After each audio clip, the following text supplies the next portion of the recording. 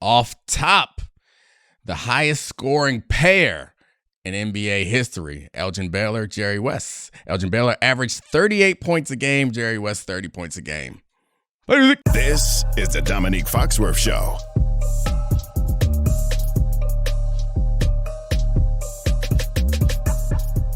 Welcome to the Domonique Foxworth Show. Joined right now by Charlie Kravitz, eventually David Dennis Jr. Get here and we'll talk about some NBA superlatives, mid-playoff superlatives. But before that, we got to talk a little bit about this Caleb Williams piece that came out in connection with Seth Wickersham's forthcoming book, right, Charlie? Yeah, but shout out to Elgin Baylor in Spring Arn High School, DC legend. He only played 48 games that season, I think, so it's a little bit of a trick that they're pulling there with the two averaging, but it's still a lot of points. Yeah, I mean, he was quite good. All right, we should talk about Caleb Williams. So here's the top line of the story. Seth Wickersham, incredible investigative reporter, has done a lot of incredible journalism around the Patriots dynasty, the Brady-Belichick feud, the breakup there. He was sort of running point on all of that stuff. He has a new book coming out in September about quarterbacks. In that book, the first snippets that we have gotten are most incendiary about Caleb and Carl Williams. Carl Williams, the father of Caleb Williams. In that book, Carl Williams seemed to think that, well, some of the quotes are, Chicago's where quarterbacks go to die. Didn't want Caleb to be drafted first overall from the Bears. There was a story of a meeting with Caleb and Kevin O'Connell where he thought this is where he wants to go to play for the Vikings in a situation where he could thrive. So they enlisted labor lawyers. They thought about skipping the draft and signing with the UFL for a year to try and enter as an unrestricted free agent in 2025 to skirt the CBA, which he called the worst deal in history. So you could avoid the rookie wage scale and be an unrestricted free agent who could sign with the Vikings. Caleb, for his part in this story, said eventually that he didn't want to nuke the whole city because that's what the level of protest you would have had to do to have this go forward, to have this possibly happen. And so they eventually backed out of it. But in doing so, he sort of was never on board with the Shane Waldron offense. And he had quotes about how they would just give him film to watch by himself. So he would just turn it on and they wouldn't give him any guidance on this. And he is much more enthused now that they have Ben Johnson, who he sees as smart and sharp running the whole show. So I want to start with the Caleb and Carl stuff about the draft here. Will this story matter in the Bears locker room that Caleb Williams did not want to be there? I mean, I think we'll have to wait and see what it inevitably comes out in the book, if there's more stuff that's worse than this. But honestly, I think it's a bit of a cop-out for me, but I think it's the truth, is that what it comes down to is how well he plays. And I think whatever goodwill that he may have had, he's burned that up with playing poorly last year and then these comments. So, if he has a rough start, if things don't turn out well, this is not going to be a guy that I think people are going to rally behind and make excuses for or defend, or not even make excuses, be willing to explain away. So I think it does make his life a little tougher. But the fact of the matter is, if this offense works and he plays well, and he doesn't have to play great, the team plays well, they have success, then none of this stuff will matter. This will be a footnote in the story. I think we can go back to examples like John Elway and Eli Manning and any player. And there's also not just draft related stories. He consulted, Carl Williams consulted Archie Manning on this. Is also one of the things that was put in this. I mean, I think I've pointed out a number of times when we have certain situations that we will wait until the result and then use that to explain what happened before. So if he plays poorly, then it'll be Caleb Williams was destined to fail because he was this type of guy worried about all the wrong things. If he has success, we'll then say Caleb Williams was always right. He was such a smart guy who had to find the right coach for him, and that was the reason why he inevitably had success. I'm not sure if either of them is going to be completely true, but I do know that coming out of this, I feel less confident in Caleb Williams. Honestly, it just seems and maybe it's more strategic than I understand, but I don't see the benefit in talking to Seth Wickersham. I was going to ask that, why? Why did he sit down and say this? Him and his dad say this stuff on the record? Because and even the trade stuff, I mean, let's go with this part first. I have trade stuff after this, but why even sit down and have him and his dad say this to Seth Wickersham? I think it's single level thinking, if that's such a thing. Is I believe that it was their genuine feeling that it was going to be hard for him to have success in this situation. So what do you do when you think that things are going to go poorly? Is you want to go ahead and plant the seeds that this is not on you. And I think that was my assumption, is that seems like the most logical reason why you would talk bad about the organization and the coaching staff before you showed up. Yeah. Said, I can't do it with Waldron. I think, or before you showed up and while you're there. Like, I think that's the reason why you do it, in order to protect yourself. But I think you have not considered the second level of that, is none of that is going to matter. What's going to last, once Shane Waldron's gone, we're going to stop saying his name in a couple of weeks and we're not going to care about it. But what is going to remain is you're the type of guy that goes outside of your locker room and openly, not even like in a clandestine, like off the record, anonymous source type of way, go and sit down with Seth and just take shots at the people who you're relying on to have success. Like, I think that's the thing that I'm going to remember from this, not that his first season was ruined by a bad offense. Like, we did that for Justin Fields. Like, we do that for people who don't talk to Seth Wickersham. Like, we don't have to for us to understand and defend you. It just feels like you're just trying to be a little too in control, which, like, I respect. I wish every year to draft, I advocate for some player to go ahead and take control and force his way to the team that he belongs, that he feels like he would have success on. Like, I think that's fine. I'm getting tired of talking about it. Like, I wish somebody would just do it. Like, just do it. Because I don't have a ton of, like, appreciation for, after the fact, them talking about how this situation was always doomed, taking shots at the union and the CBA. Like, all that seems kind of unnecessary, dumb, and like ahistorical, if anything, which, that's just, you can miss me with all that. And I mean, it's by the way, it's worth noting that the Vikings being the team that he wanted to go to is like a dagger in the heart for the Bears fan. Division rival, very smart part of it. I mean, of course. And, he said, I mean, Caleb told his dad that, like, he said he wanted to go to the Vikings, and his dad said, let's do it. And then Caleb said, I wasn't ready to nuke the city. And Carl was like, he's worried about me taking the bullets for this. And Carl said, I'm more willing I'm more interested in making sure that he can do what he wants to do. Is it a blinking red warning sign that Carl Williams is this involved in Caleb's career? Being involved in his son's career is not all that bad. I think we associate parents' involvement in professional players' career as wholly negative, because the stories that pop up and the things that pop up are the things that are kind of embarrassing and negative. I think the problem is that he's talking, and I also think the problem is it doesn't seem all that strategic. Having him involved, I think it's fair to be a bit trepidatious about agents, or trepidatious about trusting people who just showed up, and people, frankly, who are just there because you're talented. Like, I get relying on people who have your best interests in mind. But by the way, Carl had no trepidation about telling several agents he didn't want Caleb to go to Chicago. So you trusted him enough for that. Right. Yeah. I mean, I guess, so that's my point. It's like, agents are in the league. They have long-term relationships with other people who are in the league. And it is in their best interest to maintain good relationships with general managers and team owners and all these other people in the league, more than it is an individual player. So I could understand being concerned about conflicts there, and I could understand that you would want someone at the steering wheel that you can completely trust, which is your dad. I don't have a problem with people involving their parents in their professional careers.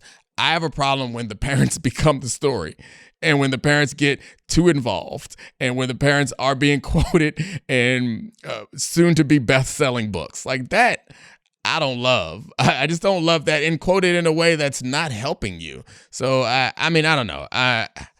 it's worked for them up until this point. I just think that you have to be careful. Like I think Lamar Jackson comes to mind. We'll never see his mother. We'll never hear from his mother. She's obviously very involved in his career, and his career is going quite well. There's other ways to do this. Yeah, that's all. I mean, it's fascinating. I thought the stuff about the tape was interesting. If that's true, it's such an indictment of the way the Bears are run and you talk about situation for developing young quarterbacks, and that seems like the worst situation possible. You're teaching someone who is nascent in their NFL career terrible habits by just giving them tape and being like, figure it out, buddy.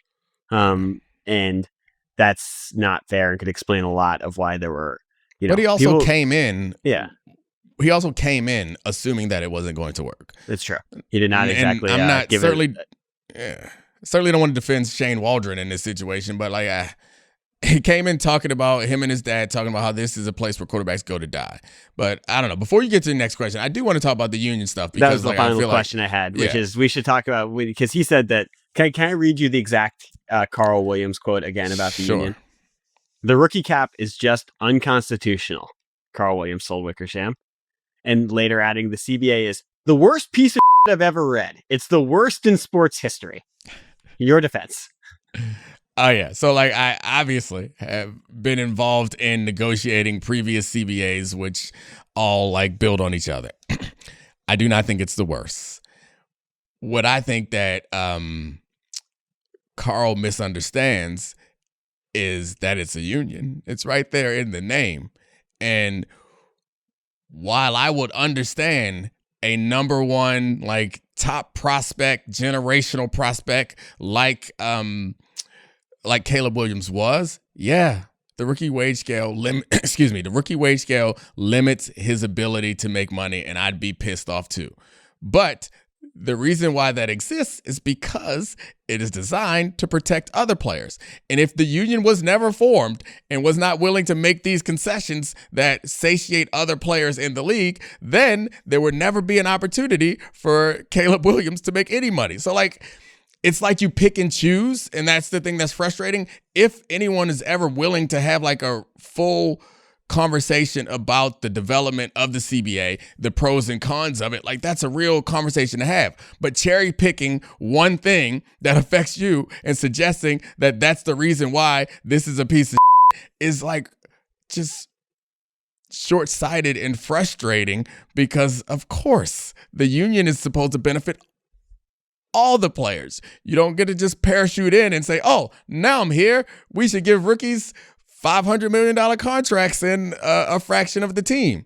Like it just, that's the thing that just annoyed me, is it's an ability to parachute in and be, like, disrespectful to the job that was done, the document that exists, the sacrifices that it took to create that document, and understanding that everyone is giving a little bit. Like, we all have to give a little bit in order to benefit everyone else. And now this is as a rookie, this is where you got to give. And you're like, nah, this whole thing is I don't know. It's just annoying. No, that's, to me, it sounded like frustration because the CBA was worked too well that his UFL plan wouldn't work, and they probably have to re-enter the draft. So that's the labor. That sounded like frustration that there wasn't an out with labor lawyers.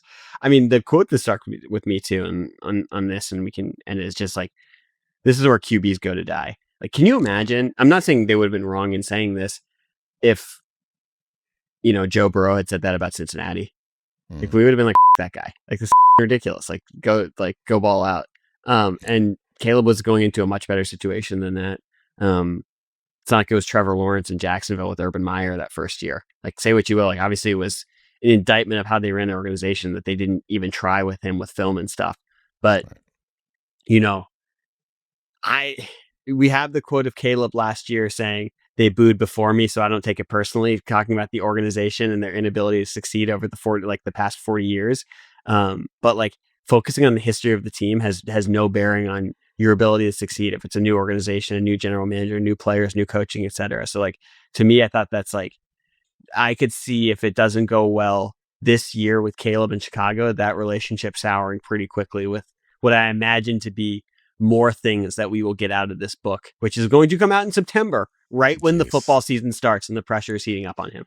Oh man, it's gonna be fun Fun podcast, and then when Seth's back with some new some new juicy gossip. Yep. All right, Charlie, I appreciate it. Let's get ready to talk basketball with our man David Dennis Jr.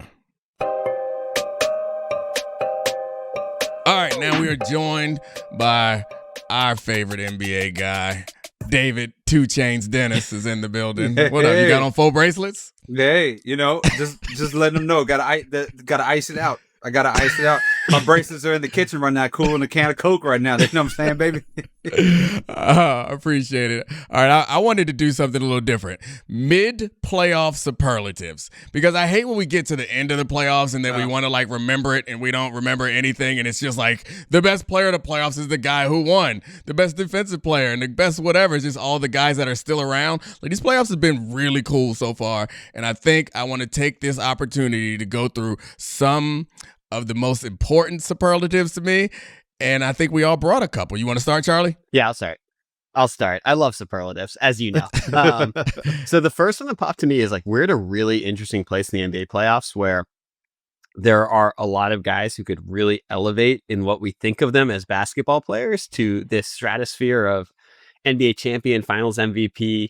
I don't want to say face of the league stuff because that discussion's very tired, but just way more famous than we thought. And so I want to ask you guys, and I have one too, but who's the player with the most to gain from the rest of the playoffs? So it's a little forward-facing one.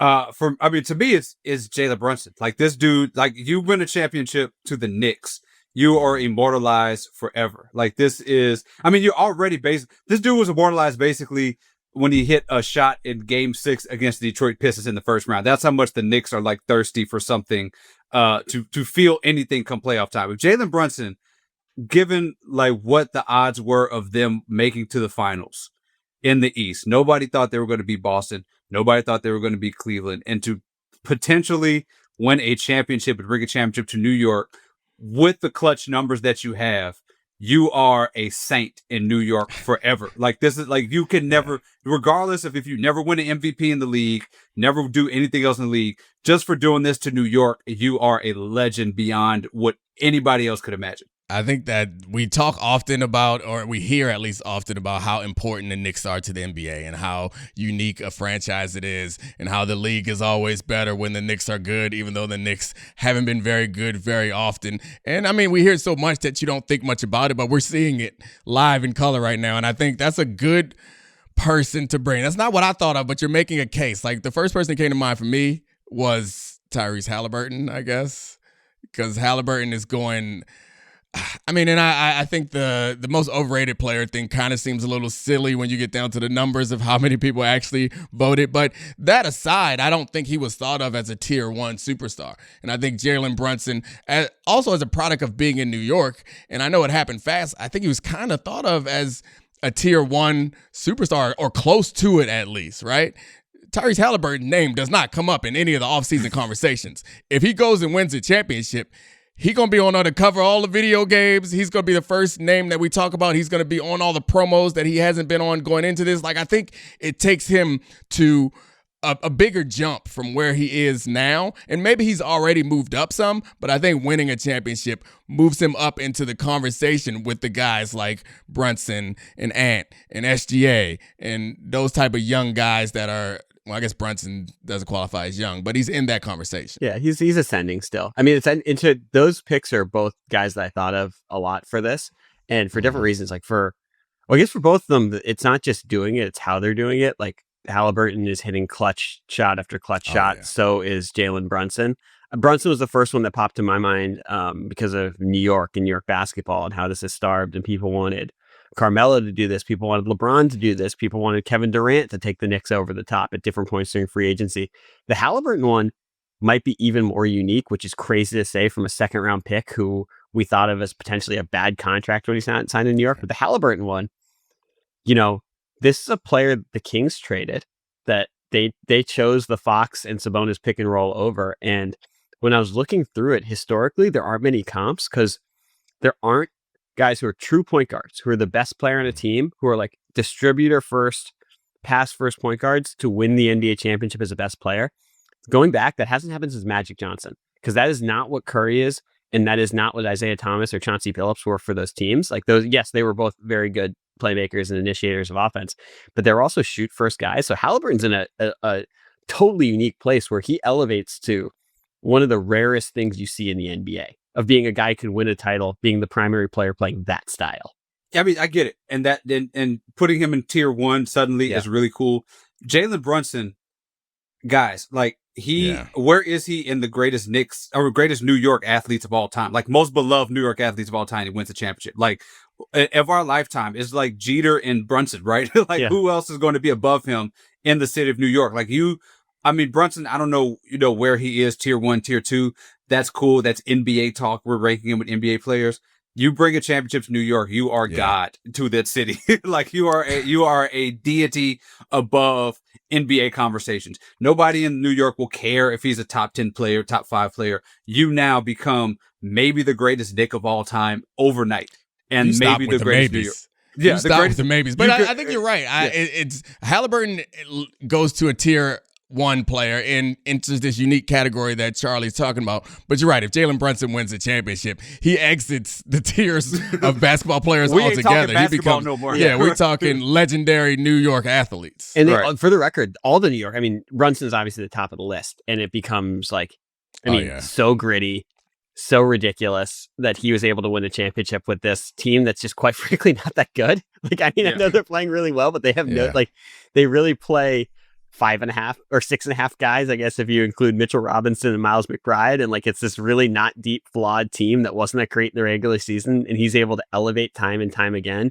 I do want to say, like, just as a small historical shout, I feel like there's a lot of Knicks erasure of how good Patrick Ewing was for that team and how he just sort of you didn't name him. I was thinking it as you yourself, Charlie, were going down the list of people who we expected to do it, and you didn't even name Patrick Ewing. Well, I was talking about the guys recently who were like, we thought we're going to sign there, and Carmelo ended up being traded there. And Dominique, I want to give you a pat on the back because this is significant growth that you just didn't immediately default to saying Ant was the guy that you wanted to win. Because I know deep down that's the most to gain in Dominique Foxworth's heart for winning the championship is Anthony Edwards. You think we weren't going to get there? Yeah. You think we weren't going to get there? I wasn't going to leave this topic without at least giving us a second to discuss.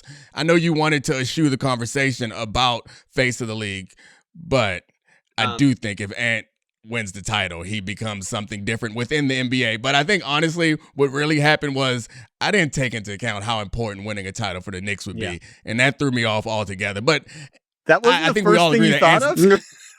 It's going to be Jeter, Brunson, and Jadakiss as like the most beloved New York people. Yeah, you can't see like Jalen Brunson sitting on the Breakfast Club set in June giving an interview and them being like, "How's it feel to be the greatest New Yorker like of all time?" Yeah, I think honestly, what happened was I was thinking honestly, who's going to gain the most, and it made me think in NBA terms with the Halliburton thing. But you're right, like. Brunson says, now it's an easy answer. It's an easy question to answer. You're right. But can we entertain the Anthony Edwards thing for a little bit? Because I do think I have one more after Ant, but yes, let's entertain Ant for a second. I think the Ant thing is, which by the way, like, shout out to the like ESPN graphics people. They already had the Thanos thing ready for him, like he's collecting rings, and Steph was interested. They put Draymond in the middle. That was amazing. They were like, we go get this Thanos graphic off regardless. We spent our money on this Thanos graphic. It's gonna happen. I can, as a producer, it is so understandable. It's like, I made this Photoshop. It can't go to waste. Like, I got to use it somewhere.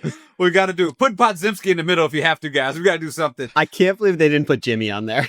Right. Like, the thing about Ant, reason I wouldn't go Ant or like an SGA, like they have a lot to gain here, but there's time. Like for me, there's just so much more time for them to like add to the legacy. That's why I didn't feel like Halliburton and Brunson.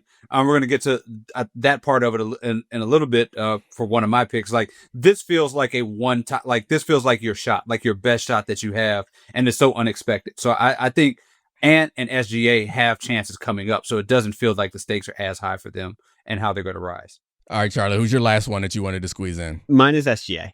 And the case for it is there's a list of people who have won the championship and the MVP in the same season. That list is Willis Reed, Kareem Abdul-Jabbar, And finals MVP, by the way. Willis Reed, Kareem Abdul-Jabbar, Moses Malone, Larry Bird, Magic Johnson, Michael Jordan, Hakeem, Duncan, Shaq, and LeBron. That is on the table if SGA wins the title. And we talk a lot about how they do it. And so far in the postseason, he's been good, but not great in certain ways. But what's interesting is as it goes down the stretch, if they start rolling or really get going, is we haven't seen Jalen Williams or Chet be the players we thought they were going to be in the postseason so far. So a lot of it's going to come down to SGA and this team winning a title and being poised to be really well positioned for the coming years. After the Tatum injury, that only goes so far. I completely understand that being poised to win a lot in the future only goes so far. But the concept of SGA, who we thought had a historic season, but I don't think any of us considered him to be the best player in the world, joining that list is crazy. Like, that's historic stuff. Like, you're going to the Hall of Fame the next time there's the NBA top, I guess it'll be the top 100 in 23 years when that happens. SGA will be in there in a bullet, and anytime one of those graphic comes up, it'll be that list of guys plus Shai Gilgeous-Alexander, and it'll cap off what is one of the best offensive seasons for a guard ever. And that's going to change the question of, oh, he won the MVP, but it's going to be he won the MVP and that's a huge change for him. I agree with you, but of all the players that we've discussed, he's the only player that I think could win the championship without winning the MVP, or even if he does win the MVP in a way that is not like super impressive. Nah. Like, I think you said nah? Yeah. Like, I could see this team. I mean, they've been winning defensively. They're winning the finals. Like, you're going to give it to Alex Caruso? Like, what are we talking? I mean, they could give him. He could still win the MVP. Yeah. But I think it matters the way that he wins MVP and the way that he plays throughout. He hasn't had these big defining playoff series or big like change your mind, get on my back type of guy play, and they haven't needed to. Their defense is so great, but I do think that matters. I think we leave. It happened last year with Jason Tatum, and of course, I think you're probably right. He wins. SGA wins the MVP just about no matter what happens. But we left that season, and I think it was a situation where Jason Tatum expected us to see him differently. And I think that there's a path for the Thunder to win it without SGA being the dominant best player in the league. And we leave this season with him having a championship MVP, a league MVP, and we don't enter the season next year like he's the undisputed king of the NBA. Yeah, I don't think I don't know how far he's going to rise if they win a championship. Like within the current state of the league, we mentioned Halliburton going to another level, Brunson going to another level, Ant maybe being like top, 5, top 3, maybe the face or whatever. I don't think that we're going to look at him and say, hey, this dude I would take him over Jokic or maybe even Giannis or somebody like that. And also to the Tatum comparison, I think SGA, the way that the Thunder are, and what's left in the league, they could probably win a championship without him scoring 40 points at 80 points in the rest of the playoffs, right? Like having like this monster SGA took over this game type of thing. He could be the best player, but like he could do it without carrying anybody at any point in the series. And that stuff, like for the fans who are thinking about this stuff, that stuff really matters for them. Yeah. For the record, I was going to pick Brunson. It was gone. It was off the board, and I wanted the thought exercise of another option. Good. Glad we got that on the record. Stenographer, get it down. Hey, Charlie is on the record. The internet doesn't forget. It's important to put these things on the record. I want to do one last thing before we move on to the last one. There's a lot of time on this first superlative because I know Charlie has a really great take. But and I don't know when you're gonna fit it in, but I thought this was the time to fit it in, and you didn't bring it because again, the internet lives forever, and you're scared. But I'll take the take if you don't want the take. Do you even know what take I'm talking about? I'm not sure. Okay, I will ask our good friend 2 Chainz what he thinks. You could pick one player. Who's better? You want Brunson or Ant? Oh, yeah.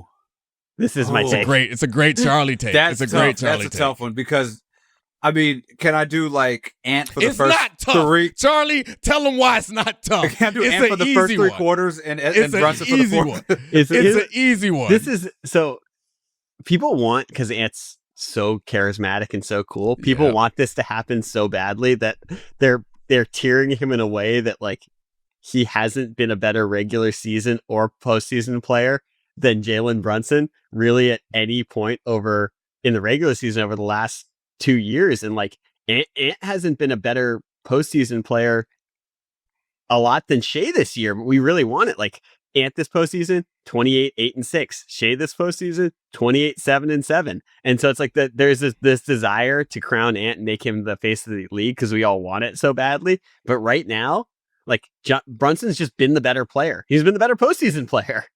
Can we just this Ant as a face of the league thing makes me so uncomfortable. Like I just don't because I think like when people are talking about it without talking about the thing, please do not be all up in this man business and make him the face of the league. He don't want it or we don't want it. Just let the man be good at basketball, because once you start getting all up in the stuff that requires you to be face of the league, it's gonna get real uncomfortable for a lot of people. Let's enjoy the dunks. Maybe he could be the best player one of these days and leave it at that. I don't want none of them other things. I don't want to be on any of these other shows talking about the other stuff that nobody want to talk about. More Matilda, less sending to video. right. You know Tyrese Halliburton has only had 7 birthdays. Oh, leap day. Oh, yeah. Him and Jeffrey Atkins, Ja Rule, both leap babies. What? I thought I was waiting for you to name another basketball player or at least athlete. You went to I went to another Fire Festival Zone. I went to another New York great who's right above Jalen Brunson, one of the best New Yorkers of all time. Ja Rule. Thank you. That's amazing. All right. Who has the most to lose this year in the playoffs? I'm going to go on the other side here. I'm like on the other side of what I said with Brunson. It's the Knicks. To me, it's the Knicks who have the most to lose here. Like this is like, I mean, as we're speaking right now, you know, they're up there. Have had a 3-1 lead on the Celtics. I'm assuming they're going to win, but this would be the worst collapse that we like in Knicks history if they lose this without Tatum there. I'm assuming they're still going to win. You have a Pacers team that nobody thought you'd be playing. You have home court advantage in the Eastern Conference Finals, and then you're going to a finals against maybe Minnesota or an OKC would be an uphill battle, be a tough win, but these would not be more unexpected wins than like the Celtics. Like to me, this is your shot. This is like your one shot where everything broke right for you as the Knicks, where the Celtics pooped away the first 2 games, where the Cavs pooped away a whole series, and now you can make it into and win a championship when nobody picked for you. Like the East has broken in a way for you that nobody expected. You have to win championship this year. For me, who you got? Yeah, I mean the Knicks one's great. It crossed my mind too because it's the blowing the 3-1 lead too in the Garden. It's like just sad Chalamet on the sidelines as you blow the 3-1 lead. It's the Thunder for me, and like first of all, the NBA regular season. If the Thunder don't win the title when the seas have parted this way for this team, like that is a massive indictment of this group. Where they had the best net rating of all time. They won 68 games. They have not looked dominant yet. Their defense is still ridiculous. But if they don't win, like Sam Presti's gonna have to look in the mirror and be like, is this group good enough? Like, period. I know they have more runs after this, but that's when you might be like, all right, it's time to push the chips in because we're never going to get a path that looks that much better than this. And this is supposed to be a historically great team. And like with this, like the Celtics last year, like if they hadn't won with the path of playing a 6 seed and a 5 seed in the last 2 rounds, we'd have been like, oof, there's something severely wrong with this group. And like, that's more or less how I feel about the Thunder right now.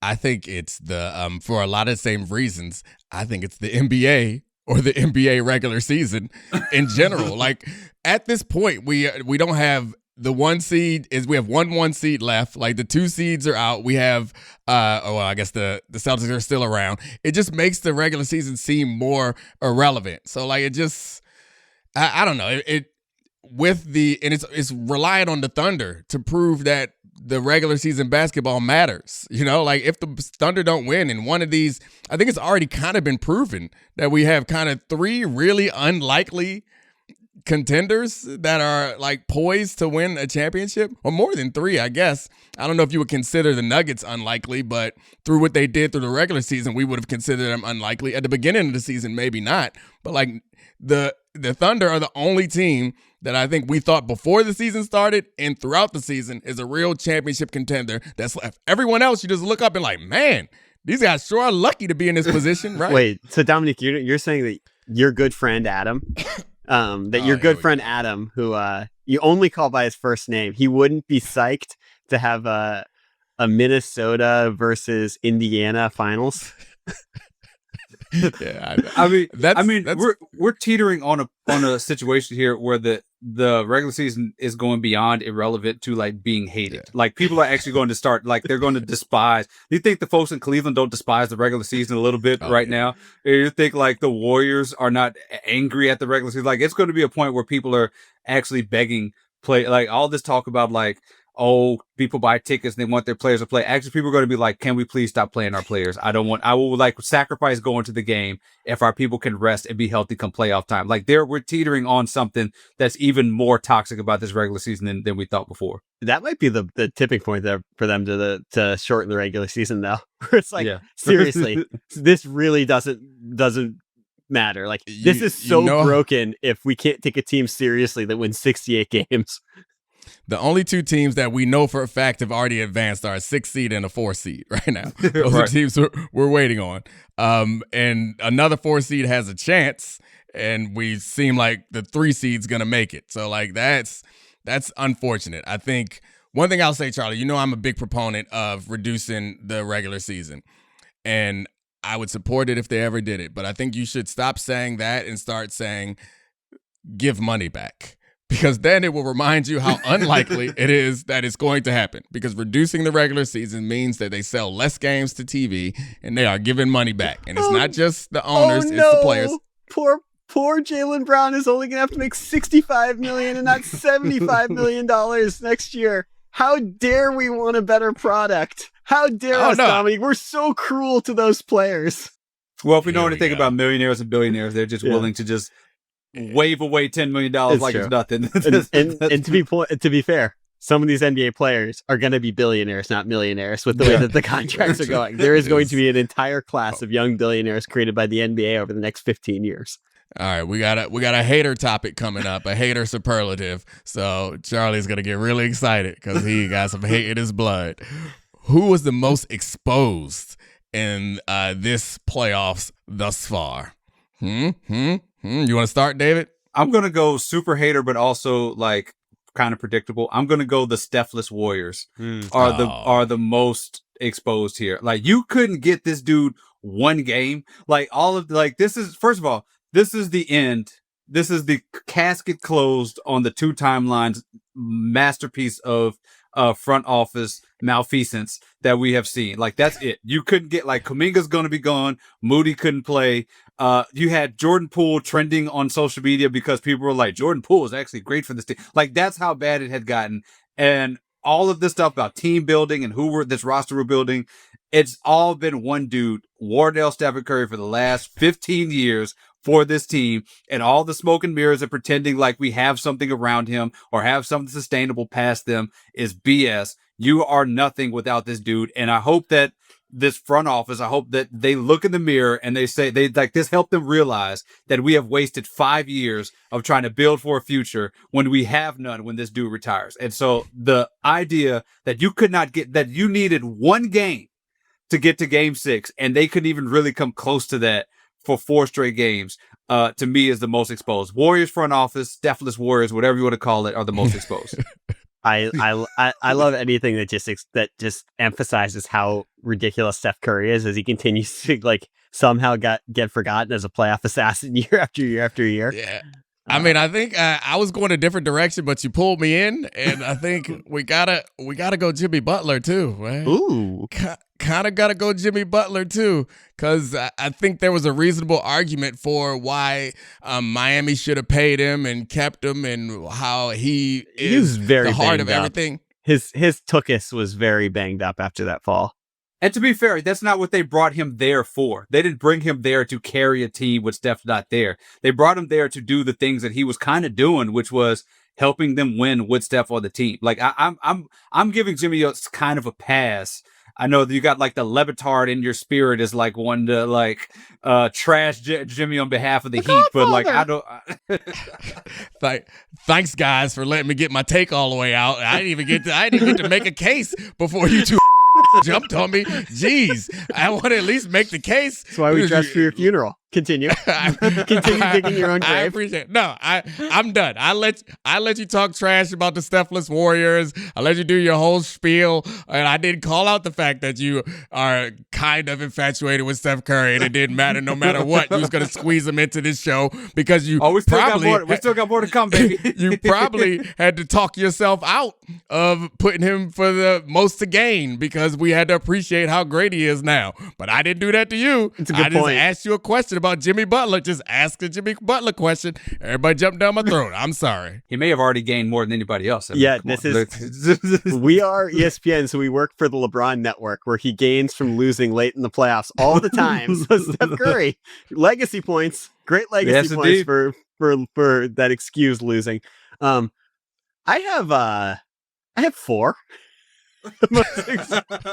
I told you this was his topic. Let the hate build. The first one I think is Jalen Green.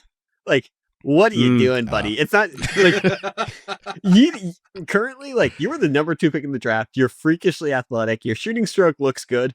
You do, other than that, I mean, you had that 38-point game. You did not look like you belonged on a playoff basketball court. And that is so heavily disappointing after the way he finished last year. And we're like, oh my God, he turned a corner. He's playing more efficient basketball.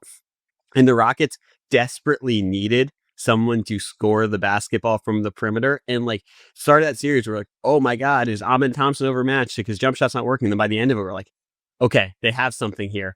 This guy has played incredible basketball. You realize he can go to the hole at will. Now you're looking at that Rockets team and it's like, nah, Jalen Green's the big turd in the punch bowl that got them knocked out. Well, the good thing is that he won't be on a playoff team for the foreseeable future because I don't think Milwaukee's going to make the playoffs anytime soon. That's true. And they might give him their picks back for Giannis. All right, I don't want to slow you down. Rattle them off, man. Hate him. Well, this one's from Domonique, who texts me every single time he watches Thunder, and he goes, "There's something about Jalen Williams I just don't like. He doesn't look coordinated. I don't like his build. He doesn't pass the face test for me. You don't like the cut of his jib." I mean, I really don't like the cut of his jib. You teed me up to hate, and I'll take this as an opportunity. I think that the way he's been billed as a true number 2, he hasn't fulfilled it. And I think honestly, more than anything, is obviously the statistical portion of it that he doesn't live up to necessarily. But it's when I watch him with the ball in his hand, initiating offense, I'm like, nah. This is cool. This is cool, but this ain't even like Jaylen Brown, a healthy Jaylen Brown, right? And I know that's a high bar, but like I guess that's what I had imagined that I would see in the playoffs is like, this is SGA, this is their version of Jason Tatum, and this is their version of Jaylen Brown. And then I see him do it, and I'm like, nah, that ain't quite it. You're a great defender, but what we need when you're initiating offense just don't feel like it's it's a little bit of exposure to me, at least. I mean, he looks out of control for sure. Yeah, he had one good fourth quarter. I think it was game 3 maybe. Or he the 30-point game, and then 30-point game down the stretch. Yeah, and then SGA kind of took a lot of those shots. Like, I think part of it is they don't know how to they don't really have their go-to of figuring out how to play together yet. Which I think helps. But I don't think he is. I'm with you, Dominic. He doesn't feel like the number 2, like the traditional number 2 to a championship team. It's like him and Chet kind of together are supposed to be some sort of mashup of that.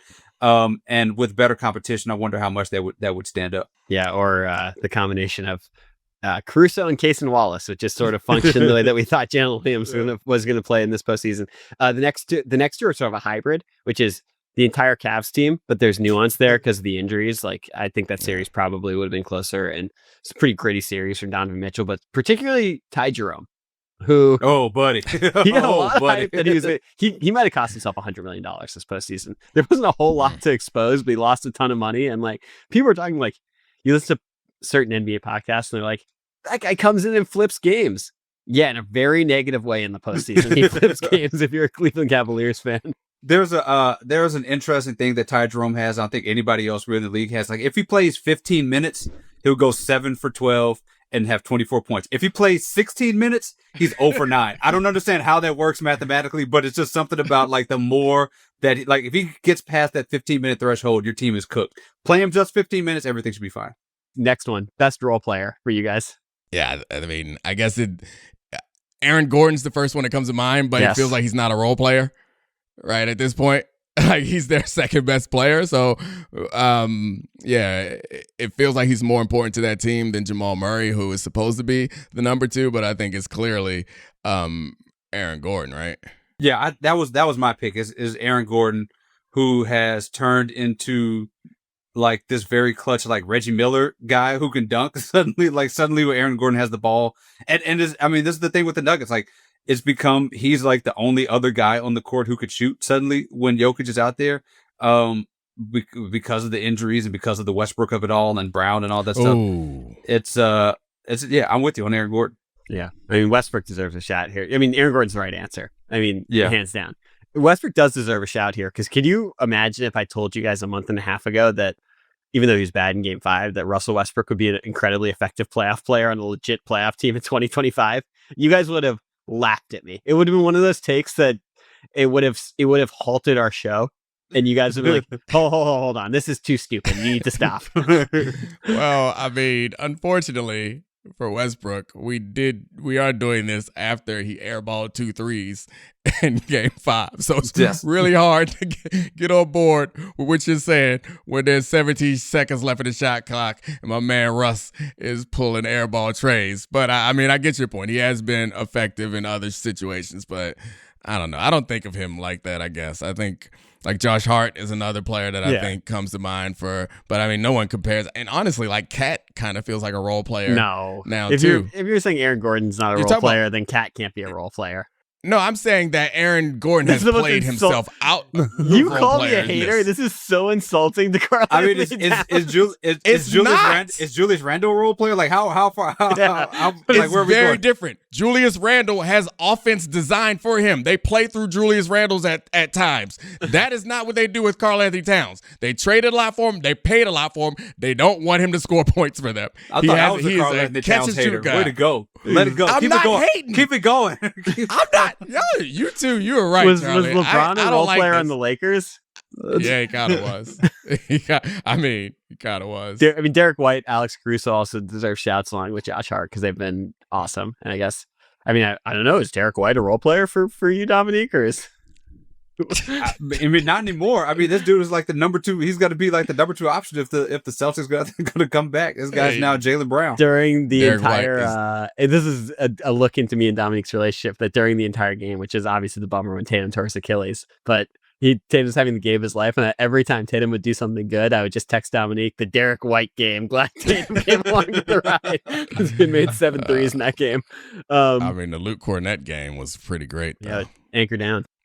Oh, he's from Vandy? Yeah, of course. It was a total step. When he hit the reverse dunk alley-oop, I feel like that was a pivotal moment in white dude dunk history. Like, that just felt like the most disrespectful thing that could happen to the Knicks. You can't lose Game 6 after that. It's Dominique, how much I feel like you would hate it in particular, the Cornett contest when he's supposed to chase a corner 3 and he doesn't. He just jumps from inside the paint and waves his arms. Yeah, I hate that. Obviously, it's terrible. It's stupid. I do not like that. I also believe that you can't catch reverse alley-oop dunks and also still get to walk through life as a white male. You don't get both. Like, you don't get to have white privilege and do cool dunks. You stop it. You stop it right now. I demand that you get followed in stores or give back our reverse dunks. That's all. We got a 23. Maybe he's got a Pope situation going on where he's got. Nope. That don't count. Will Hartenstein. Yeah, that don't count. You got to experience it. If you look like that, you don't experience it. It doesn't count. Most disappointing. Who you got, Charlie? I want you to start. I don't like how you sit back and stare and just get ready to pounce on me. Luka Doncic, hands down, and he fooled me too. Where like I thought that the Lakers had a legitimate chance to go far in the postseason, and obviously they did not, and they weren't even close to Minnesota. So you don't give him any injury dispensation like everyone else that I brought up. You're like, but he was hurt. Jimmy Butler was hurt. You talking about Luka like slightly straining his back at the end? Was he hurt by being fat? Like what's the injury here? Like we have people like slightly straining his back. Like it was at the end of the game that they had already folded and the series was over on. Like I don't know what the excuse for Luka is. Like he's supposed to be a playoff killer, and that's like you run offense through him and he's able to dominate these games, and he wasn't getting assists or rebounds. And people have commented on this that he was just heaving. I know fat in NBA terms, but he wasn't in good enough shape to compete with guys like Anthony Edwards in the fourth quarter of games. And for someone who we want to be someone who can win playoff series and out-duel people and win a championship, like he wasn't that. That's incredibly disappointing for someone that good. All right, appreciate it, Nico. what do you think, David Dennis Jr.? We can't say the Celtics. Like I know Tatum. I know Tatum has got hurt at the end, and everybody's going to this is going to be one of those things that people look back on and like Tatum got hurt. Like that's a great point. Zaza sprained Kawhi's ankle. Like they would these things as you look back on and talk about those injuries. The Celtics were going to go down 3-1 against the Knicks in an inexcusable fashion, right? In two of those games, they had no business losing. They choked it away.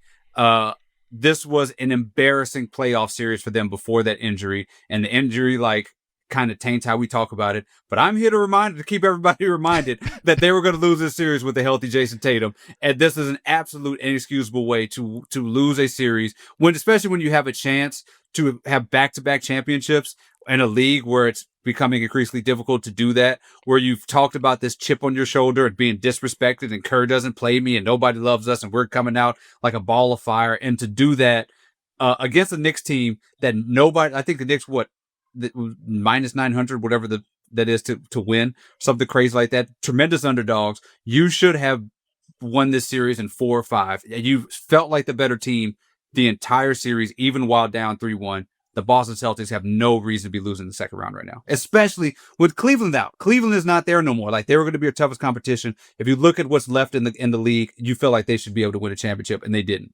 Last show, I forced Charlie to entertain the idea that the Celtics could still win this series. And I think Charlie and I agreed that the Celtics would probably win the next game because it's a proud champion's death throes. When this comes out, it'll be just before Game 6. Is there any chance you believe that they'll force a Game 7, David? I don't. I think you're just I think that was like their last stand. I thought they were going to win Game 5 also. Like, this is what champions do. Your home crowd is devastated. You want to give them something to be proud about because you're not going to be competitive for at least another year, maybe 2 years. And this is like their last stand. I just don't think that they're going to win this series. I could be wrong. The Knicks could collapse, but I don't think they'll win this series. I said force a Game 7. I didn't jump to win the series. I forced Charlie to entertain it. If they force a Game 7, I think they'll win the series. Yeah, that's exactly right. That's the thing. This is a must win for the Knicks. You think so? Yeah, I mean, you can't. I mean, yeah, but I totally get them winning Game 5. Like, you can't have Josh Hart teabagging Lucky at midcourt with Chalamet after you win. Like, that's just unacceptable. If you're an NBA champion, you got to have a little pride. But yeah, this is a must win now. They had pride, but like the way that they fought was, I don't know. Jaylen Brown was grabbing, but I didn't like it. I was frustrated. I didn't like it. That's MIT. That's MIT professor. That's for science. I hated it. It just inadvertent elbow, mistaken punch. The man just did a grab. Like, why would you do that? That's just like so. I mean, even I could understand a Chris Paul in the heat of the moment punch. Like, I would be upset at that. But like, all right, you got angry, you punched. He tried to really hurt somebody. For the record, Chris Paul did that like 11 times. I know. The point, I'm not defending Chris Paul. Dude, Julius Hodge, please tweet at Domonique to not absolve Chris Paul for saying it's the heat of the moment. I'm not absolving. I can't deal with you, Charlie, because people actually think the things that you say are true. You just like, oh, this was in the heat of the moment when he tried to remove Julius Hodge's pecker from his body. I was comparing the two. Never mind. I'm done. What's next? Biggest what if is the last one. All right. Biggest what if. All right, I know where we're going with this one. You want to just go ahead, David, and evoke Wardell one more time? We're gonna circle back to an earlier point here. I think the Warriors win this series if Steph is healthy. I mean, they looked so much different. He looked so much different coming out, and we've seen this before with him when they play teams that are so tough defensively. and you go out into a team where you feel like you can score a lot better on, and you are in a track race and a track meet, and the Warriors, Steph looked like that, and it looked like they could have beaten this Minnesota team, which I don't know. I thought they were going to win at the beginning of the series. People kind of 50-50 on it. I was immediately when that series started, it felt like they could have won. And who knows what's after that? Like, I know Kerr and everybody's saying we could have won a championship, all this stuff. Who knows? But I think they could have won this series, and that's a huge what if. I mean, Tatum injury is an obvious what if like that. But I guess to your point, they were still going to go down 3-1. But I think that's a what if that matters. And that's probably one that's going to mean something. Or not probably. We've all discussed how it's going to mean something for the trajectory of the league as a whole going forward. So that what if is huge. What do you got, Charlie? I kind of want to point out that, I mean, there are a few. The Aaron Gordon putback dunk against the Clippers. Oh, yeah. That's huge. Where They would have been down 3-1. I mean, it would have gone to overtime, but there's a good chance the Clippers were closing. They would have been down 3-1. And this is this Clippers team that we sort of got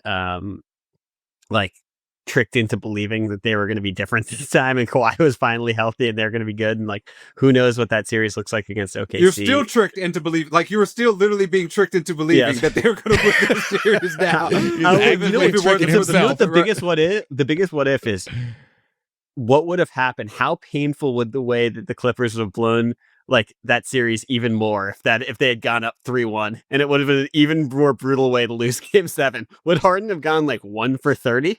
If Aaron Gordon had missed that dip dunk?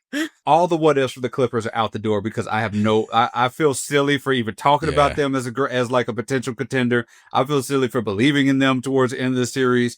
I feel silly thinking that they could have challenged the Thunder in the second round, given the fact that just the defense would have been so much better from OKC, and James Harden would have collapsed into himself by Game 3.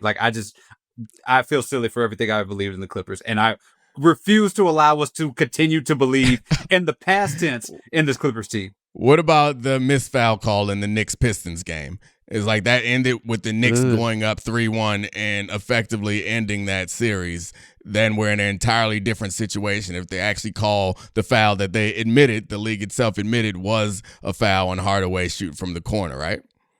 Or we still think, I mean, they would have gone 2-2 tie. You still think the Knicks probably pull it out. I guess it's not as dramatic, one, because it doesn't swing the series, but it makes it more of a series than it was when it's 3-1, right? Yeah, and also you give the Detroit a little bit more confidence in their fourth quarter execution, because that was a game that they looked like. I mean, the series came down to the fact that they did not look good in the fourth quarter, and the Knicks were Jalen Brunson was better than them in the clutch, and you have a game where you finally sort of outplay them a little bit come clutch time, and you get a win after that. That gives them a little bit of confidence. I still think the Knicks, from what we've seen, probably still win that series. Maybe go 7 though. All right, quick pivot to another segment before we let you go, David. So the thing I like to call real talk or just fluff. I'm going to give you some quotes. You guys got to tell me this is real talk or just fluff. Real snappy. I like that. That's real catchy. There's no snap to that. No snap. It's got to rhyme. It's got to be alliterative or something. We got to get some snap. I got one. I got it. Definitely tough or just fluff. That's just a Michael Porter Jr. reference. He loves Michael Porter Jr.'s interview style. That's what it comes down to. Go for it. He was Michael Bertans Jr. a lot in this series. Okay, Steve Kerr on the Warriors if they had Curry. I don't even have to think what if, Kerr said. I know we had a shot. I know we could have gone the distance. Real tough or just fluff? I'm going to say that's just fluff, man. That's just fluff. He's older, man, and this team is flimsy, man. I think the idea, they went 7 against the Houston Rockets, who are not a championship contending team. I think, would they have fared better in this series? Yes. Could they have gone the distance with just Steph? Presumably, Steph would have stayed healthy, completely healthy, I guess, and not even felt any ailment from just being old and use. But that's still a pretty incomplete team, and they're gonna have to go up against most likely OKC, which is definitely tough. There was a day where the Thunder were up. I mean, the Nuggets were up on the Thunder. the Knicks were up on the Celtics. We're just waiting for Steph to come back for Game 6, and I was like, Warriors win the championship. Like that was. I remember that momentary that was like 15 alignment minutes, of the planets. Right. Yeah. That was 15 minutes of my life where I was like, yeah, they got this. I just think the Thunder thing is just, I mean, it's just too much. That Thunder team, like you've already played a Rockets team that is like running up and down the court. The Warriors are running out of players to play. Like they could not find a combination of Pods and Healed and Moody or anybody to keep on the court. And Kuminga, for whatever reason, when Jimmy Butler and Steph are out there, turned into an absolute pumpkin. They were just running out of players. All right, the next one's just for you, Domonique, of definitely tough or just fluff. Mike Conley on Anthony Edwards. There's moments where I'll go home and sit there and think, I could be, right now, in this moment, in the midst of being a teammate of one of the best players that ever played this game. I mean, real tough fluff or just fluff? I mean, was he talking about Rudy Gobert? Or are we sure? Or do we know he's talking about Anthony Edwards? I mean, I guess it's... Is it possible? Of course. Like with the combination of his athleticism, his big play, or his big game ability, and his shooting ability, and his defense, like he has all the makings, I guess, to be one of those players. But I think Charlie made the point earlier in the show, he ain't been it. He ain't been it for an extended period of time. And to get into like one of the best of all times, I don't know how many one of is. Like one of is one of 20, is one of 10, is one of 3. Like, I think when you start invoking best player of all time, then you're talking 3 to 5. And I think that's real. I think that's just fluff, right? Am I playing it right? I mean, yeah, most likely. But, I mean, there is the fact that he's taught himself to shoot and he's one of the best shooters in the NBA. It is this tantalizing thing where it feels like he has Damian Lillard's 3-point shot in Dwayne Wade's body. Which is like crazy. So you don't really know what the ceiling is. You're like, what's this guy gonna be if he continues to be this great of an off the dribble shooter? But like right now, it seems more awe about what he could be than what he actually is. And like, if you're talking about someone who's gonna be, MJ, Bird, Curry, Kareem, LeBron, Michael level, like, come on, like it's a really tough bar.